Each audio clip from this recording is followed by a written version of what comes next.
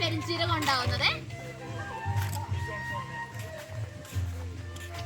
ഇത് സഫേദ് മുസ്ലിയുടെ നാടൻ തയ്യാറില്ല. അതാണ് ഏറ്റവും കൂടുതൽ മാവുള്ളതുകൊണ്ട് മാംഗോ മെഡസ് വന്നല്ലേ. ഈ സൈഡ് മൊത്തം ഇവിടെ ഏറ്റവും കൂടുതൽ മാവ് വരുന്നത് അടുപ്പിച്ച്. അതെല്ലാം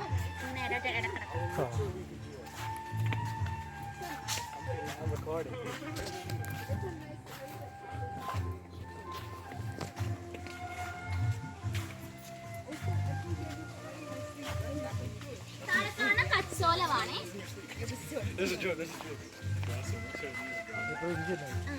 ഇത് ചങ്ങലം പറയണ്ടേ, അസ്ഥിസന്ധന്മാർ രോഗങ്ങൾക്കാണ് യൂസ് ചെയ്തത്. ചമ്മന്തി കൂടെയൊക്കെ ഉണ്ടാക്കാറുണ്ട് കേട്ടോ.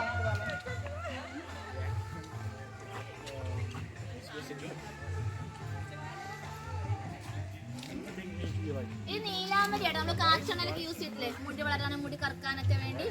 അതാട്ടോ.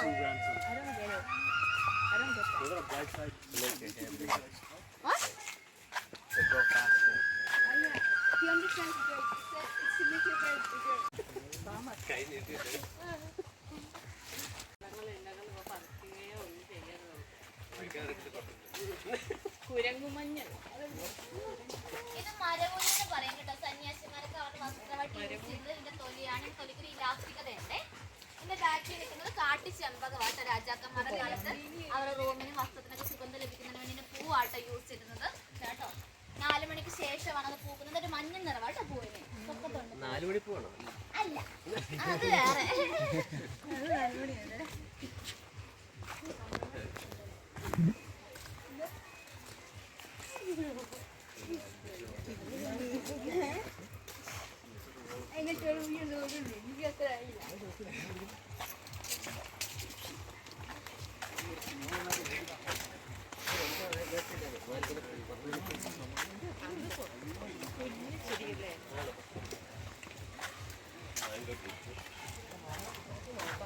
രാമനാമ പച്ച കേട്ടോ. ഇതിന്റെ മുന്നിൽ നമ്മൾ ഏറെ നേരം ഭക്തിയോട് നിന്ന് രാമനാമ ജപിക്കുവാണെങ്കിൽ നമ്മൾ കൈ നമ്മുടെ കൈ ഇതാട്ടോ.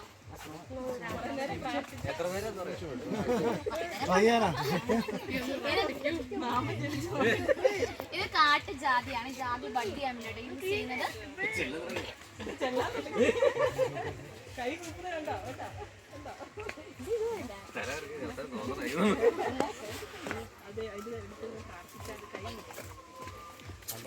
ഇത് ലക്ഷ്മിത്തരു കേട്ടോ. ക്യാൻസറിനെതിരാണ് യൂസ് ചെയ്യുന്നത്.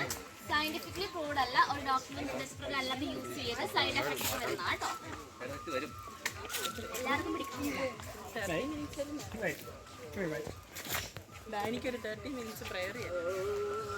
ഇത് കർപ്പൂര ചെടിയാട്ടോ. ഇതിന് തണ്ടിൽ നിന്ന് വരുന്ന കറയാണ് നമ്മൾ കർപ്പൂരായിട്ട് യൂസ് ചെയ്യുന്നത്.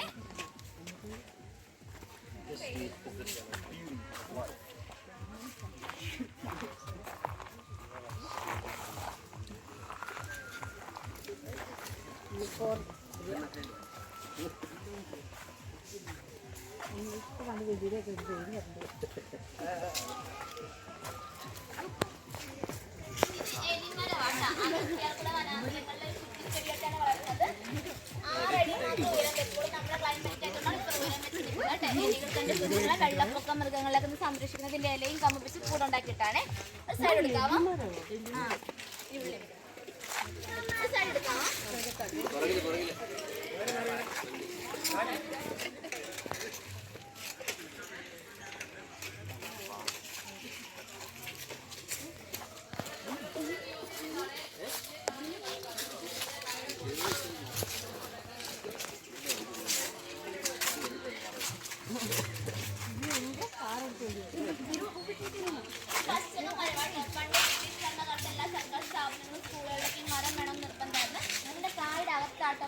അതുപോലെ ചാവറാച്ചി നല്ല മുഖക്കൊട്ടി സമയത്ത് വട്ടപ്പശയോടൊപ്പം ഈ പശയും ചേർത്താണ് ഒട്ടിച്ചത്.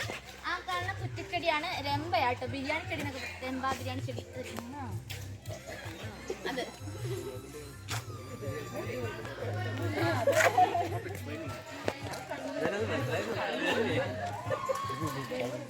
ഈ പൊക്കത്തിൽ വന്ന ഏർമാടൻ കോട്ടേജ് ആണ്, കപ്പിൾ ഫ്രണ്ട്ലി കോട്ടേജ് ആട്ടോ.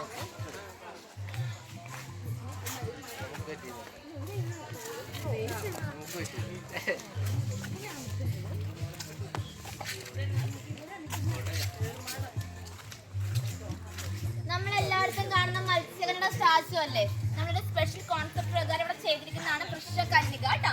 ഇവിടെ നമുക്ക് വൃക്ഷകന്യയുടെ ഒരു സ്റ്റാച്ചു വരുന്നുണ്ടേ. ഏറ്റവും കൂടുതൽ മരമായതുകൊണ്ട് നമ്മൾ അങ്ങനെ ചെയ്തിരിക്കുന്ന കേട്ടോ.